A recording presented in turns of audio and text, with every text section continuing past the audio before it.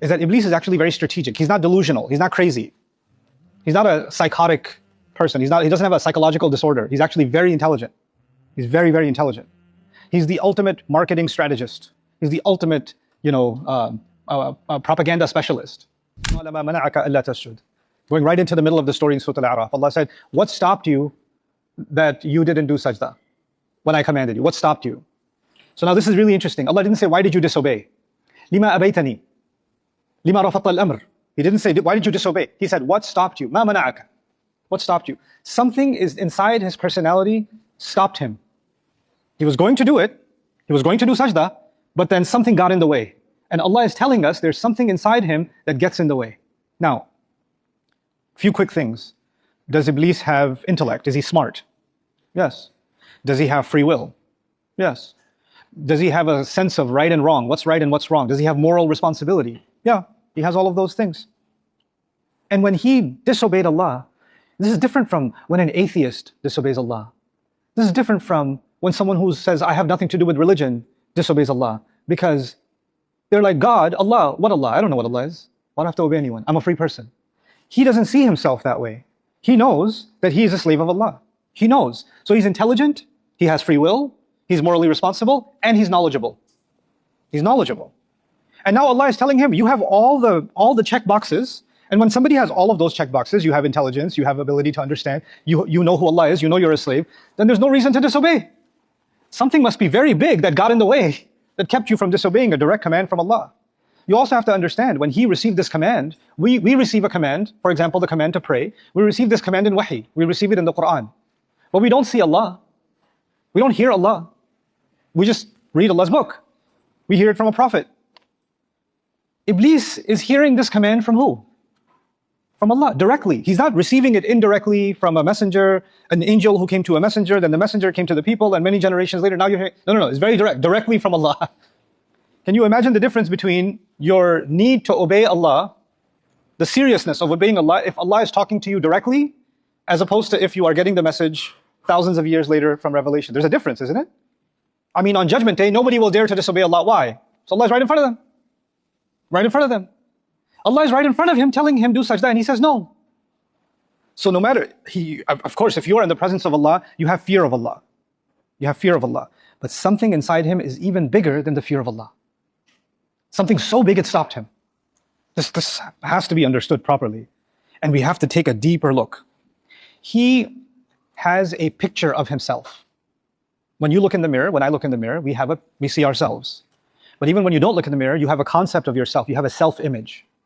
I am this person, I go to this university, I am a teacher, I am respected, I am this, I am the head of my family, I have these qualities, etc., etc. So you have a picture of yourself. And part of that picture, you make that picture, sometimes people make that picture based on comparison to others. I am better than this one, I'm better than this one, I'm number one, I'm the top executive, I'm the CEO, I own these many businesses, I graduated from the best university, I make more money than my brother, I'm my dad's favorite child, I'm the most beautiful. When I walk in the room, everybody looks at me, nobody pays attention to anyone else. I have these many followers. All of these things are part of your image. This is what makes you important. For some people, their image has to do with how much do people give them value. Your value doesn't come from yourself, your value comes from how people see you. When Allah gave this command that sajda will be done to Adam, to all of the angels, all of a sudden he had a picture in his head that nobody is more special than me. I have this VIP status, all the angels are here. There's no other jinns here. All the other people here are angels. I'm the only jinn who gets to be here. I got some special stuff. He looks himself in the mirror and says, yep, time for the meeting. No other jinn has made it this far. Nobody. That's who I am. Look at the place Allah has given me. And when Allah talks to angels, He includes me. He includes me. So He has a very high self-image. And Allah is making this announcement about this other, who's this? Why is he special? And if he's special, then I'm not that special anymore. If he's getting all this attention, and Allah is saying all the angels have to do sajda this way, including me? What about me? I've been here a long time. I've done these many things. That's why I got promoted. I deserve it. What did he do to deserve it? He doesn't deserve it. So now what gets inside him is I told you we have an image of ourselves? The image of himself is shaken because part of his image was, I am more special than everybody else. I'm number one. Now he feels like, if there's no number one, I don't accept number two. Either you're number one or you're zero. I need to be number one. There's no way you get to break my self-image. So he has to decide. Either he will break the rule of Allah, or he will break his self-image, his picture of himself. He has to decide. And he decided, I cannot break my pride. I cannot break my self-image. I would rather disobey Allah. He is so scared, he's actually scared of letting go of that image. He can't let it go. He's actually afraid of it. Because if I let go of that image, then I'm like everyone else. That I'm equal to, because when they do sajda, like we're going to do sajda in salah, when we do sajda, nobody's ahead of anybody else. Everybody's down in the same place. Everybody's equal. I have no special status. I have no special recognition.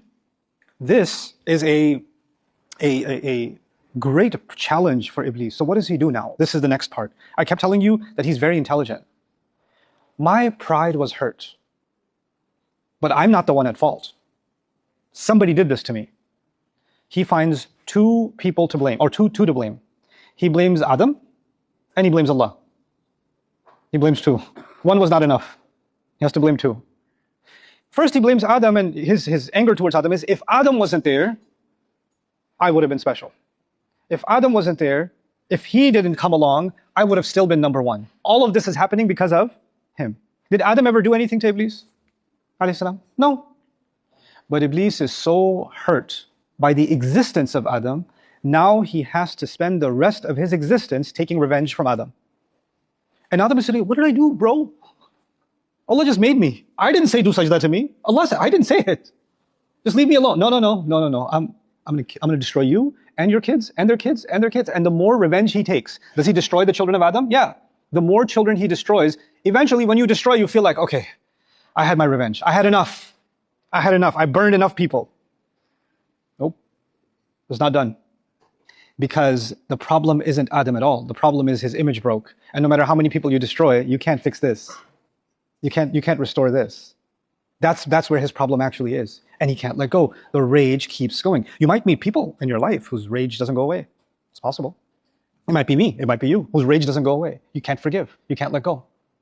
And on the other side, he even blamed Allah. Ya Allah, you created this situation. You put me in a trap. It's you to blame. So not only do you blame people, you also start blaming your religion. You blame Allah too. فَبِمَا أَغْوَيْتَنِي. And you did this, so I'm going to take revenge. This need for revenge, this need for destruction, this need for how dare you, a life of sabotage, lifelong sabotage. This has another dimension, inshallah, very briefly. In a couple of minutes, I'll explain this to you also. If you think the only value you have is being special, Iblees thinks the only value he has is being number one. Your value doesn't come from what you do. Your value comes from how people see you. Listen carefully. Your value does not come from what you do, according to Iblees. Doesn't matter what you do. The value comes from how people see you. If you're the CEO, I have respect because I'm the CEO. If I'm a terrible CEO, if I'm a mean CEO, if I'm a greedy CEO, if I'm a corrupt CEO, doesn't matter. I get respect because I'm the CEO. If somebody's a taxi driver, right? He shouldn't get too much respect because he's just a taxi driver. Doesn't matter if he's honest, doesn't matter if he takes care of his family, doesn't matter if he's truthful, doesn't matter that he fears Allah. No. What you do does not give you respect. Your rank gives you respect. The CEO is over there. Taxi driver is down here. You understand? Iblees, in his mind, your value does not come from what you do. Your value comes from how people see you, from your rank. This is the fundamental thing he wants to put inside human beings. You should see your value not from what you do. You should see your value from how people see you. How many followers do you have? Are you taller than this person or shorter than this person? Are you getting more attention, or are you making more money, or are they making more money? What brand clothes are you wearing? Your entire value comes from identity, not from contribution. That's the value system. And this is the value system. So many young faces here, this is the value system you are being fed constantly on social media, constantly. What car are you driving? What kind of house do you live in? What kind of clothes are you wearing? What does your physical appearance look like? What brands do you have, right? How many people laugh at your jokes, etc., etc. This is value. This is where value comes from. It does, and when you become that obsessed with value, then there are people who understand that this value problem is for stupid people. So they prey on your stupidity. So you can go to a mall and you'll see like Louis Vuitton and Chanel and Rolex and all this stuff, right? And a Chanel bag, thousands of dollars, is still made from a cow. It wasn't made from a cow on the moon or like a radioactive material. It's just a bag, and it still holds your cheap stuff. It doesn't. But you know what? If I hold that bag, it's not the bag that has more value. Because I'm holding it, I have more value. Look at what I have in my hand. Look at the watch I'm wearing. Look at the car I'm driving. This is Iblees' process. Now, he got removed from number one. So if he got removed, he has no what? No value. According to him, he has no value now.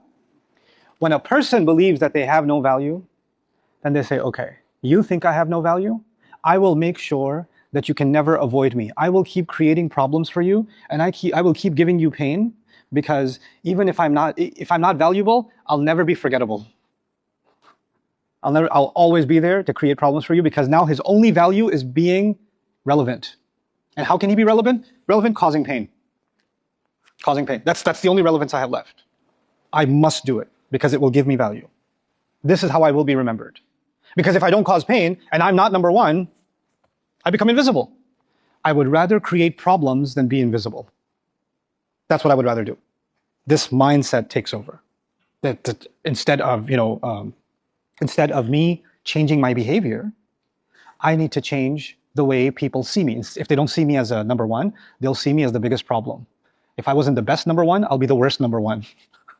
But I still got number one. I still got one somehow. This is the mentality. And that's what he wants for human beings. That's what he wants for us. We have to step back and understand what he's doing. And the last thing I'll share with you, because my time's up, is that Iblees is actually very strategic. He's not delusional. He's not crazy. He's not a psychotic person. He doesn't have a psychological disorder. He's actually very intelligent. He's very, very intelligent.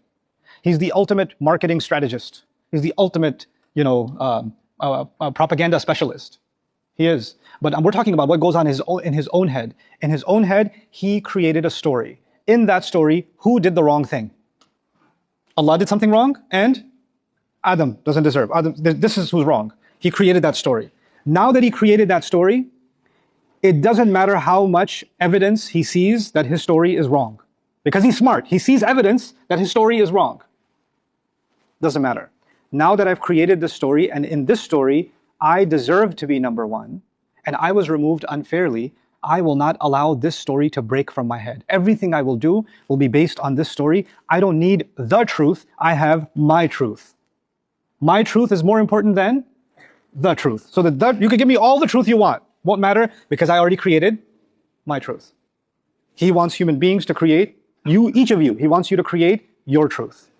Each of you, your own truth, your own truth, your own truth. And then somebody comes along, I don't want to hear it, I don't want to hear it, I don't want to hear it. Look at Yaqub alayhi salam. He's a prophet, right? Yaqub alayhi salam. And his kids were Muslim.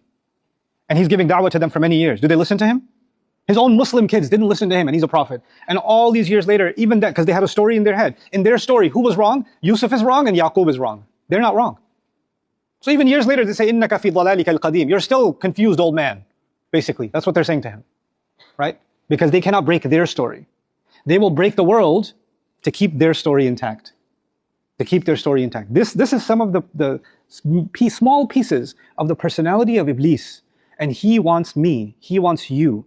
He wants the people you love. He wants those people to take parts of this personality and poison their life. It's not enough for him to suffer. If I fall, if I lost number one, I will make sure you lose it too. If all of us fail, that'll satisfy me. I know I'm going to burn anyway. I know I'm going to burn. Now the only agenda I have left is I need to make sure you burn. This is the only thing that can satisfy me now. May Allah protect us from the waswasa of Iblees. May Allah protect us from being those who Allah says, لا تتبعوا خطوات الشيطان. Don't fall into the footsteps of shaitan. May Allah protect all of us from shaitan. All of us can fall into his footsteps. You can take one step, or you can take 1,000 steps, you can take 10,000 steps. But at any time, you can take a step back. If you've been following his footsteps for a long time, doesn't matter. You can still, now that you recognize it, you can step back. Or you can say, you know what, my truth is more important than the truth. And I can even talk directly to Allah and say, no, you're the one who's wrong. You made me from fire. You made him from clay. He's teaching Allah. Like Allah doesn't know how he made someone. He's going to educate Allah, because he's now thinking that my truth is more powerful than anything else. May Allah protect us from that kind of arrogance. Barakallahu li wa lakum fil Qur'anil Hakim wa nafa'ani wa iyyakum bil ayati wa dhikril hakim. Assalamu alaikum wa rahmatullahi ta'ala.